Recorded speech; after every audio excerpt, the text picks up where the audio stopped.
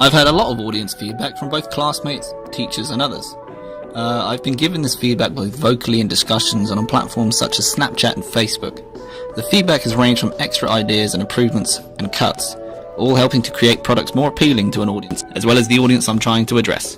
All industry products and creations in any form, be they music, videos, photos, films, programs or websites, all need to have feedback to ensure that they can address the pros and cons of what they have created, and to see if it is well received to the audience they're looking to address. They can get this feedback through a number of methods and in a number of ways. A formal process involving surveys or informal word of mouth, emotive and constructive feedback, such as online social medias or focus group surveys, and in some cases critics products. With critics in the film industry, should a film be reviewed poorly, the film company can choose to focus elsewhere with their efforts and try to cut their losses from the flop of the film. I used some of these types of feedback during my research and creation of my music video and the ancillary products. I gained the most feedback and the most useful feedback during the formative processes of my products.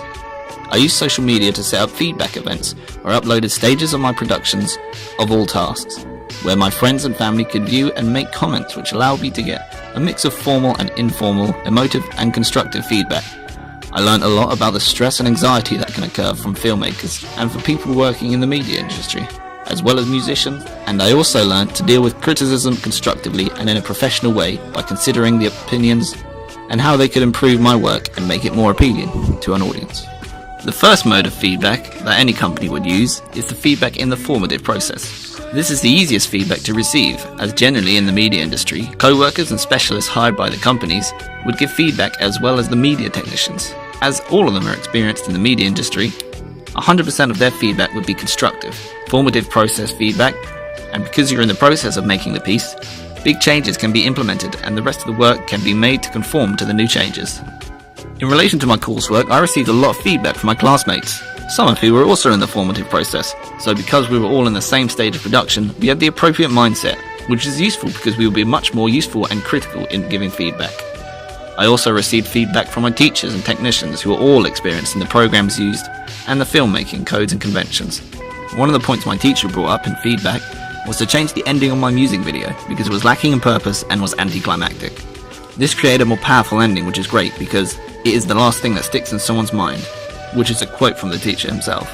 So in response to this, I went and reshot the ending with a new concept of the protagonist meeting someone, and really, it finished the video on a very powerful note and made the old ending quite inadequate. Luckily for me, there was no feedback or criticisms that I could not resolve or incorporate into my production, but sometimes you can get some. That could become frustrating for some, as they would have to keep their product, and with all the flaws, because maybe they couldn't reshoot or refilm. Another feedback type, which is easier to do and easier for people to supply their opinions, is social media networking, which is where I posted my product on places such as Facebook and YouTube, where comments could be easily made and my videos easily found. On Facebook, I created a private group made of friends and family, which only took about 10 minutes to create and set up. It also notifies the individuals, whereas doing a big survey with printed pages or creating a survey online like SurveyMonkey, which is a bit useless because of the ease of doing this through social media. This is especially better now since the proliferation of social media, the internet and the use of phones in everyday life. And this way I can receive and be notified of the feedback easily and quickly. This feedback type is really helpful as I could put more effort into doing more research and the production process, and for big popular film companies it means they will receive more feedback than using a focus group. A very popular film company would maybe receive thousands of comments in just a couple hours, which is also the downside, as filtering through these comments for constructive ones to act on is very time consuming, especially when you have the chance that there will be individuals who will not give serious comments and are sometimes just rude and unkind and completely unhelpful.